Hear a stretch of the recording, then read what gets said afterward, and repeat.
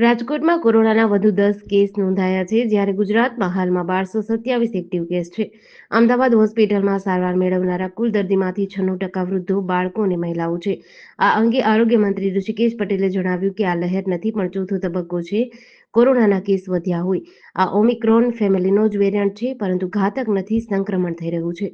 ગઈ વખતે સતત વધારો થયો અને પછી કેસો ઘટ્યા, પરંતુ આ વખતે 100, 125, 200 એવી રીતે વધ્યા છે. આ નુકસાન પહોંચાડી શકે, મૃત્યુ થાય એવો ટ્રેન્ડ નથી, પણ સાચવવું જોઈએ.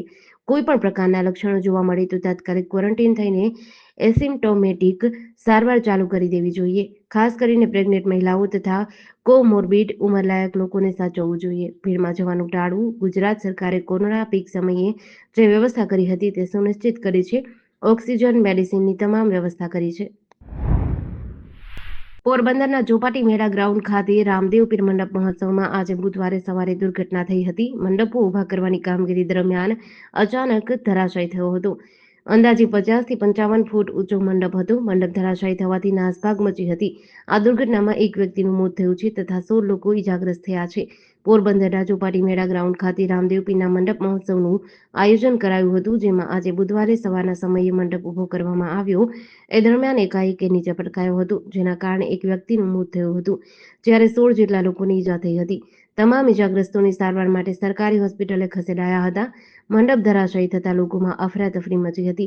આ દુર્ઘટનામાં ઈજાગ્રસ્ત પામેલા 16 લોકોને સારવાર માટે સરકારી હોસ્પિટલે ખસેડાયા છે. ઘટનાની જાણ થતાં જ પોલીસે ઘટના સ્થળે પહોંચી લોકોને દૂર કર્યા હતા. ગુજરાતના જાણીતા કથાકાર મોરારી બાપુના ધર્મપત્નીનું નિધન થયું છે. નર્મદાબેન મોરારીદાસ હરિયાણીનું નિધન થયું છે. તેમણે ભાવનગર જિલ્લાના મહુવા તાલુકાના તલગાજરડા ખાતેના તેમના નિવાસસ્થાને અંતિમ શ્વાસ લીધા હતા. પાર્થિવ દેહને તલગાજરડાના નિવાસસ્થાને સમાધિ આપવામાં આવી છે. મોરારી બાપુના પત્ની નર્મદાબેને ગઈકાલે મોડી રાત્રે 1:30 વાગ્યે દેહ ત્યાગ કર્યો હતો. પૂજ્ય નર્મદામાં મોરારી બાપુ હરિયાણી ઉંમર વર્ષ 79, તારીખ 10/6/2025ની રાત્રિના સમાધિસ્થ થયા છે. છેલ્લા કેટલાક સમયથી તેઓ બીમાર હતા. પૂજ્ય મોરારી બાપુની ઉપસ્થિતિમાં આજે 8:30 કલાકે તેમના પાર્થિવ દેહને સમાધિ આપવામાં આવી છે. નર્મદાબેન સાથે મોરારી બાપુના લગ્ન વણોદ ગામે થયા હતા. તેમની અંતિમ વિધિ આજે સવારે 8:30 વાગ્યે તલગાજરડા મુકામે યોજાઈ છે. નર્મદાબેનની થોડા સમયથી તબિયત ખરાબ હતી અને 2 દિવસથી અન્નનો ત્યાગ કર્યો હતો.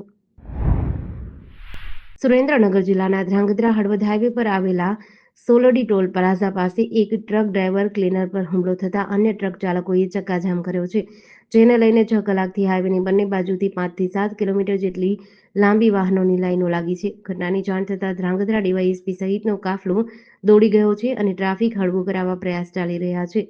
વહેલી સવારે એક કાપડ ભરીને જતા ટ્રકના ડ્રાઈવર સાથે પોલીસ જેવા કપડાં પહેરેલા કેટલાક લોકોએ રૂપિયાની માંગ કરી હતી. જોકે ડ્રાઈવરને નાણાં આપવાની ના પાડતા આ શખ્સોએ ડ્રાઈવરને ઢોરમાર મારી લોહી લુહાણ કરી દીધું હતું.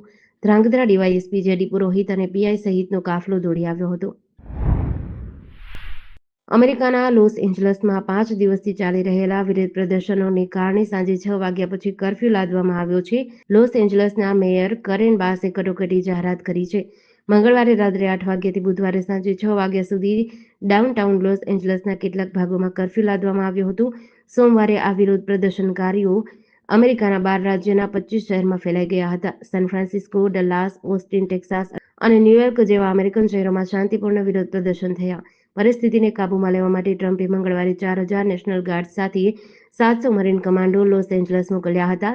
મંગળવારે લોસ એન્જલસ પોલીસે 1100થી વધુ વિરોધીઓની ધરપકડ કરી. અમેરિકાના લોસ એન્જલસ શહેરમાં ચાલી રહેલા પ્રદર્શન દરમિયાન પ્રદર્શનકારીઓએ એપલ સ્ટોર અને જોર્ડન ફ્લેગશિપ સહિત અનેક સ્ટોરમાં લૂંટ ચલાવી હતી. મોરબી શહેરમાં સામાકાંઠા વિસ્તારમાં કાંતિનગરમાં સરકારી જમીન પર થયેલું ગેરકાયદે બાંધકામ આજે તંત્ર દ્વારા તોડી પાડવામાં આવ્યું હતું.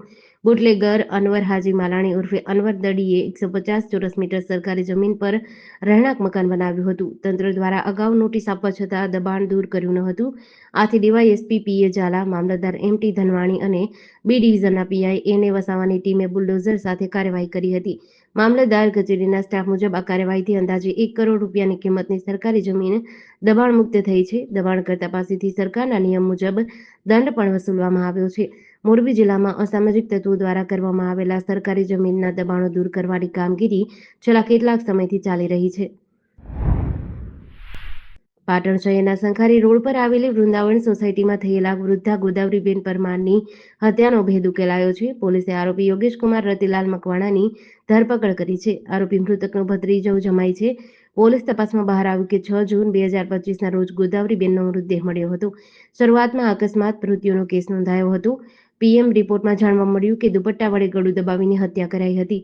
ડીવાયએસપી કે પંડ્યાના જણાવ્યા મુજબ આરોપી મહેસાણાના શિવમ હેરિટેજ સોસાયટીનો રહેવાસી છે. તે આર્થિક સંકળામણ અને દેવામાં હતું.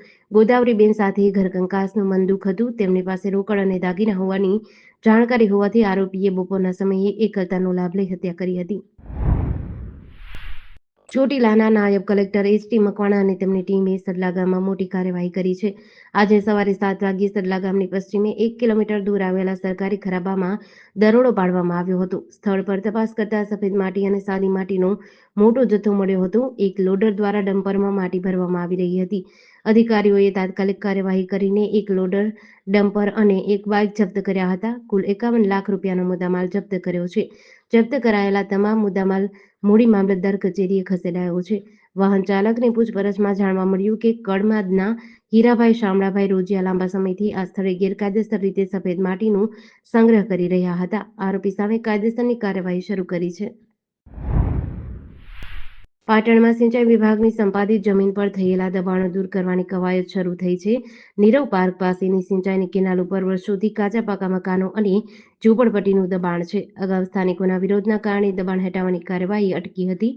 સિંચાઈ વિભાગના નાયબ કાર્યપાલક ઇજનેરે નગરપાલિકાના ચીફ ઓફિસરને પત્ર લખ્યો છે. તેમાં દબાણકર્તાઓને આપવામાં આવેલા નળ જોડાણો અને વેરા રદ કરવા જણાવ્યું છે. પાટણ ઊંઝા 3 રસ્તાથી રોટલિયા હનુમાન મંદિર વચ્ચે સાંકળ 2585 મીટર પાસે ટ્રાયંગલ બિઝનેસ ક્લબની સામે હાંસાપુર વિસ્તારમાં આ દબાણો છે.